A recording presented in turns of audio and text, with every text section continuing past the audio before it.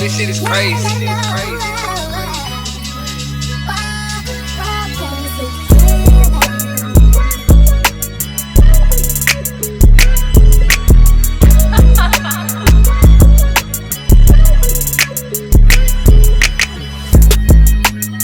Growing up, a lot of us are taught that the goal is to make it to the highest level, to go pro, win championships, and stay in the spotlight. But the reality is, going pro isn't the end-all be-all. Sports have a way of staying with us long after the final game. They teach us discipline, resilience, leadership, and how to be a part of something bigger than ourselves. Those lessons show up in our careers, our relationships, and the way we move through the world every day. In this series, I'll be talking with great and amazing people whose lives have been shaped by sports in different ways. Some still compete, some coach, lead, mentor, and work behind the scenes. Others have taken these lessons and they've learned through sports and applied them to entirely different ways and paths. These conversations are about passion and purpose and what it means to stay connected to the game, even when you're no longer playing it. Because success in sports isn't just about making it to the pros. Sometimes it's about how the game helps you become the person you're meant to be. I'm Darius Brown, and this is King of the Box Presents A Lasting Legacy. Let's get into it.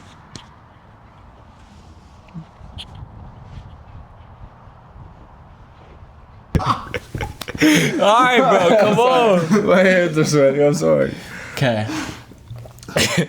What's good, everybody? Welcome back to another one. I appreciate you tuning in for the capstone episode. I'm probably going to say that 100 more times because these fools keep making me laugh. But let's get straight into it. So, like, JJ over here, you played, what, 4 years? 2 years at JUCO, 2 years at Fort Lewis, 2 years at Allen Hancock, right? Yeah. J&J, 2 years at Allen Hancock. Yep. So, you know, when you guys were seniors at our high school, what was kind of that 5 year plan that you guys had?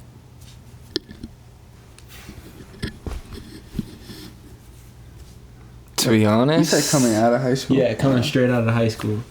I didn't really have a plan. I kind of just applied to a few schools to see where I could get in and walk on. I didn't really have the best grades in high school, so my options were limited. I'd say, like, throughout high school, the plan definitely changed. Like, I just thought it was just do football. You don't got to worry about anything else, and the rest will take care of it. And then falling back in school, like not caring about school, kind of made it to where I had to go JUCO. I didn't really have any other options. And so, like, how'd you guys both end up at the same place? Y'all ended up at Allen Hancock around the same time. We coordinated it. But, like, why Allen Hancock? Oh, really? Like, he was talking to the coach, and then he was like, they got free tuition through COVID out in California. I didn't really have any other options. I was talking to a few other JUCOs out there in California, but they're saying they just got a lot of people right now with COVID, so we ended up just going to that one. Thought it was going to be the best opportunity for us, and yeah. Do you guys think that just because the start of our senior year was COVID, our football season was COVID, and then the end of your senior year was COVID, do you think that changed all that for you guys? Like, sports-wise? Well, yeah. My first year out of high school, I went to go walk on at Fort Hayes, but then they didn't take walk-ons because of COVID. So that's kind of ultimately what directed me in the path of going JUCO. Yeah. And then, like, for our senior year was that first, like, full year of COVID, so we didn't we got 6 games, not even a full season of football season. So it was kind of most of the recruiting, like all the film and stuff, was mostly coming from junior year and all the prior relationships I had built with schools and coaches. There wasn't really much new stuff unless you were out going to camps. I don't even think they were having camps at that point. I don't remember going to any camps during that first year of COVID. So that even kind of makes me want to ask, too, because since that was you guys' experience, I know we all had this idea of going pro, and that's kind of my purpose behind this capstone a little bit is hopefully it reaches a younger audience and they know that, like, pro isn't the only route. But was there a specific moment that you realized that, like, that wasn't going to be a possibility for either of you? Like, one moment you were like, yeah, I know this probably ain't going to happen. I can go first on this one. Just low-key, like, just growing up, you always thought it was possible for, like, oh, yeah, I could be the one, whatever. And then kind of seeing my brother go through the college process, it doesn't, like, to be successful in college, you got to work hard, obviously, but you also got to be lucky in some aspects with choosing the right place to go to, having the right coaches around you, and like it takes a village for everyone to be successful, to have a successful college career. And if you don't have the career you think you can have, there's obviously you're not going to go to the pros. So kind of just like, I don't know, there's a realization that like the pros, you got to, it's like like less than 1% make it to the pros. So like once you get older, you kind of start seeing like, damn, I'm 5'11", average speed, average size. Like that ain't realistic. Like, there's not really much more I could say. Yeah, it's the same thing. And so what kind of led you to your decision to just hang it up? I mean, there's always opportunities to go play down in like Mexico or Canada or overseas and stuff. And so what led into your decision to be like, okay, like I feel like I'm good to walk away? Realistically, it was just I like money. I liked having my own money, being able to do whatever I wanted to do, and I think I found a good job, so it kind of helped the transition a little bit. I think it was like my body just started feeling it. My legs started getting the wear and tear on it, and it's like every fall camp I was pulling a groin or a quad or a hammy or something. I was like, yeah, I don't know if I could keep doing this. Like, it's just not the same as when you were a kid. But yeah. And so I want to go back a little bit into the past just because, you know, I got the famous JJC over here, the QB1 and wide receiver 1 connection right here. And so what was you guys' favorite moment just playing together?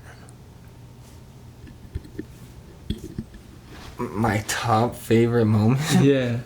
Like, I mean, you can have a couple moments, but like, what was it like playing together? I mean, I was there too, but I know you guys had that connection. At least coming from my point of view, it was a reliever because I didn't really have to worry about my quarterback making bonehead mistakes or trying to be like man of the year.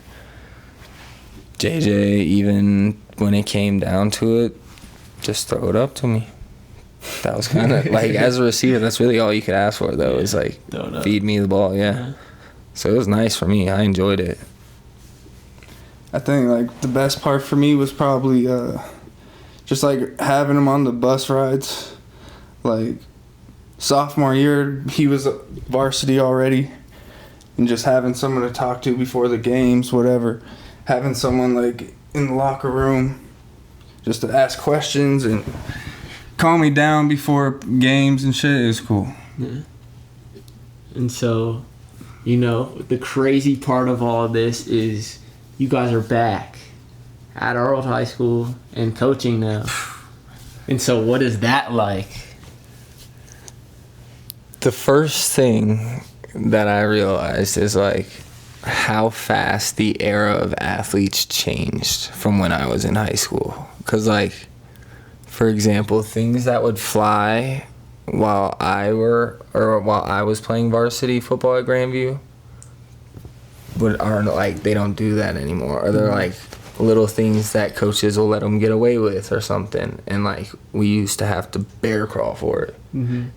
It's a real different era, and it's an adjustment, but I like it overall. Coaching is fun, and I'm glad I'm at Grandview doing it. What was the original question again? But before I go into this, let's talk about bear crawling. Let's talk about why we all had to bear crawl because of what went down in the parking lot. Bear crawl, roll. And he didn't do it, did he? No, hell no. Yeah, I wasn't even allowed to. I would have loved to bear crawl that day. He had us running sprints before the scrimmage game, and then when we got home from the scrimmage game, we were bear crawling down the soccer field and had to roll. And so why'd that happen? What? Anyone want to explain why we had to do that? You're saying this like I was the only person. Oh, I had to do it too. I'm just saying, how did that end up happening? What? After practice one day, we decided it'd be fun to have a boxing tournament. Nice, friendly, there's gloves. Well, a bystander, we don't know who it is. And to mind you, this is in the school parking lot, like not this is on school grounds on the parking lot. So we had a boxing tournament. Well, I was one of two people to get suspended for it, and I missed, our summer scrimmage and our first game of my senior year. It was fun at the time. I regretted it after. I mean, did you win the fight? I don't even remember. I mean, I'm sure you did. That's how I know it wasn't worth it. I don't remember. I don't remember who you were boxing. You were boxing, what's his name? Lewis or something. I just saw him. He was working at Pindustry. Yeah, I don't remember at all. My receiver wasn't out there week one, sick as hell. Hey, I started. Did they even let you? You weren't even allowed to be on the sideline for the game. Huh? I wasn't supposed to be in the stadium at all, and I had to go hide up in the top corner to watch the game. I think we can say that now. What we did during the rain delay. What are they? No, what are they gonna do? Suspend me? Yeah, it's too late now. What happened during the rain delay?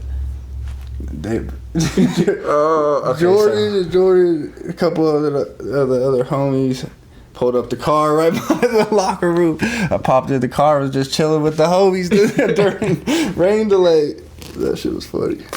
Well, I could tell you that felt a lot better than what happened before and after practice. At least got to chill with the homies and not get yelled at.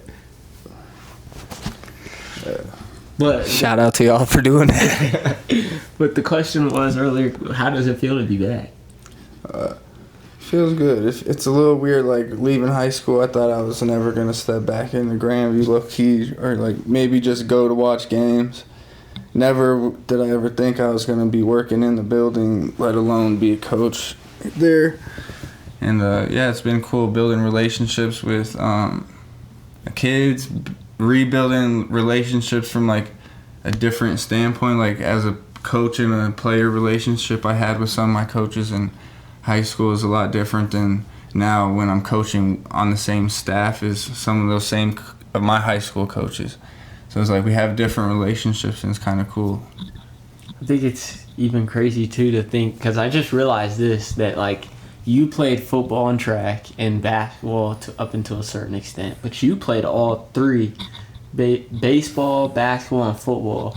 And so you think those connections are a little different, especially because you're coaching with the football team and the basketball team. Like connections between like kids playing different sports. Yeah, I feel like kids in different sports definitely have different personalities. So like in football, you might be able, like everyone's more intense, more hooting and hollering, yelling, and like basketball, everyone's closer. You don't got to do all that screaming all the time. Like, it's a little bit more calm, laid back for most. Like, obviously, you still got to be intense at times, but it's a lot more calm, I'd say. And you're coaching a completely different event from what you did, I think, right? You weren't doing hurdles, were you? What's that like? I tried it one time, and John Schultz sent me back to jumping. It was a big adjustment coming in because I didn't want to be that one coach where, like, my kids have all this potential, but since I have the lack of knowledge, they're held back. I didn't want to come in and be that, so I was very nervous at the start, especially because there's one coach.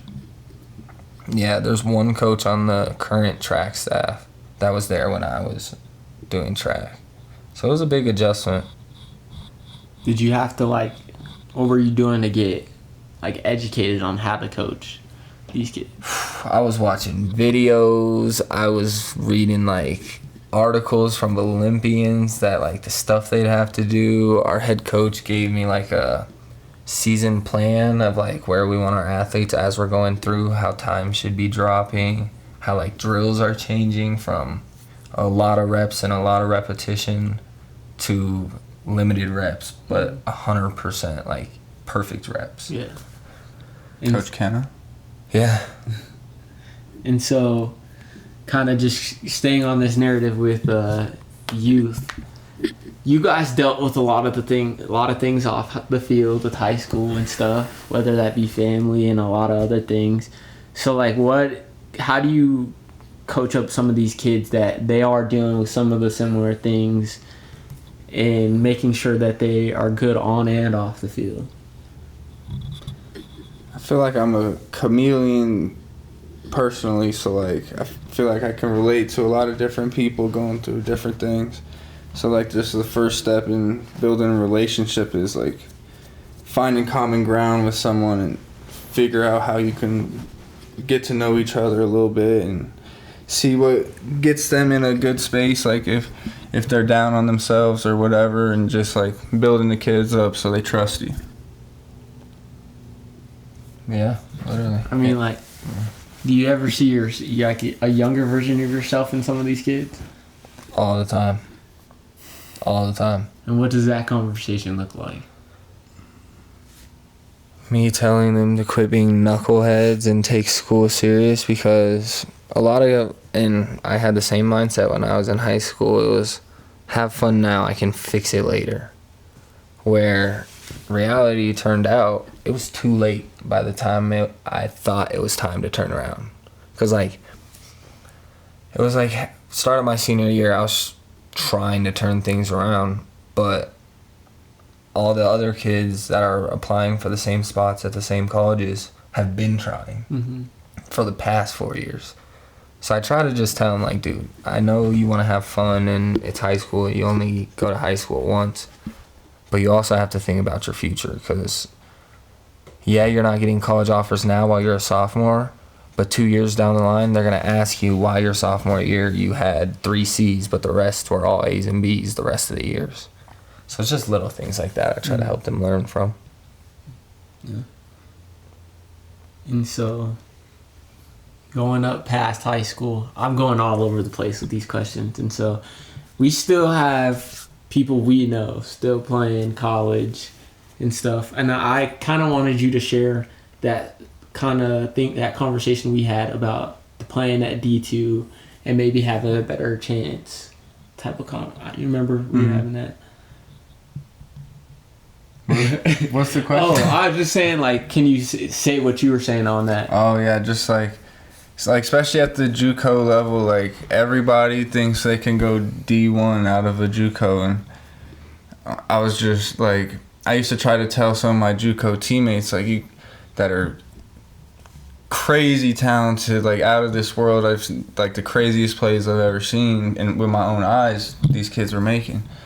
And I tell them, like, you go to some of these top D2 programs in the country, be an All-American, be a 2-time All-American at a D2, and you're going to have the same shots that you would have if you go to a smaller D1 and don't play as much. Like, it don't matter if you any D1 is gonna have crazy talent. Like the difference between a D2 and a D1 is not a lot. Like in the middle, the best D2s in the middle tier to low tier D1s is not a lot of difference. So like NFL scouts, they're gonna find you if the goal is to get on the field. If you're not gonna be at a D1 and not play, you might as well just go to a D2 and be on the field, get film, and put up big stats. If you're a 2-time D2 All-American, you can still make the NFL. Yeah. Look at old dude we saw playing at CSU Pueblo. Yeah, there's been guys all over, like the Armacans specifically, that make it to the league. Like Austin Eckler, Danny Woodhead, a bunch of guys that have made it. I mean, even in hooping, I think our biggest guy is Derek White. He was at UCCS and then he transferred up to CU and then he's won chips. So I think, everyone's path is a little different, but it's whatever. It's more on your hard work and what you're willing to do and that dedication. I think these two guys are perfect examples of that, of just knowing what it means to put in that hard work. And so this just makes me want to ask, this is more like a life question for you guys, but like, what does success look like now for you guys, now that sports isn't what it looked like before? Thing like my college coach used to always say, just like work on your future family, like do stuff now for your future family. Like you might not have a wife now and kids now, but do stuff now for your future family. Like just set yourself up for success in the future. Get a good job. Like you don't want to go to work every day not doing something that you like to do. Like do something that you want to do that actually care about, and it'll be way easier. Yeah. Do you like what you do right now? I love it, actually. What do you do? I'm a special needs para, so I'm pretty much like a teacher's assistant in the special needs classrooms at Grandview. I'd say it was very eye-opening. Like he said earlier, I never thought I'd be back at Grandview. Like, if you were to ask my senior self where I thought I'd be in 4 or 5 years down the line, I would not have said working back at Grandview. But as the year went on, like, genuinely, my love for the job grew. Mm-hmm. Like, I enjoy the impact I can make and what I do. The coworkers I work with, like, we have a really good program at Grandview. And I'm thinking I may want to be a teacher eventually. Not now, but a little bit down the line. Well, similar to you, or you both gonna stay down this path? I love the ILC right now, but I kind of think I'm also thinking about becoming a teacher, but I want to do probably physical education, PE classes. Okay. And so I'm guessing you guys are going to probably forever pair that with coaching. Mm-hmm. Yes. And so I kind of want you guys, like, without giving names of students and stuff, is there like a fun story each of you can share?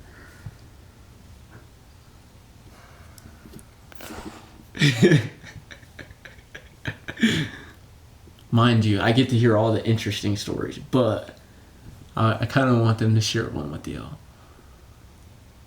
It's hard to think of one on the spot. Yeah. like what kind of story? Just like a funny story that like you guys have gone through working there. In work or in sports? Like it could be either one. Or work? I don't know. I'm trying to think. I feel like I just hit y'all up with the hardest question. It's hard to think of one on the spot. I think like just working in the ILC, like kids with autism and Down syndrome, they can be very like emotional sometimes. Like their highs are very high and their lows are low.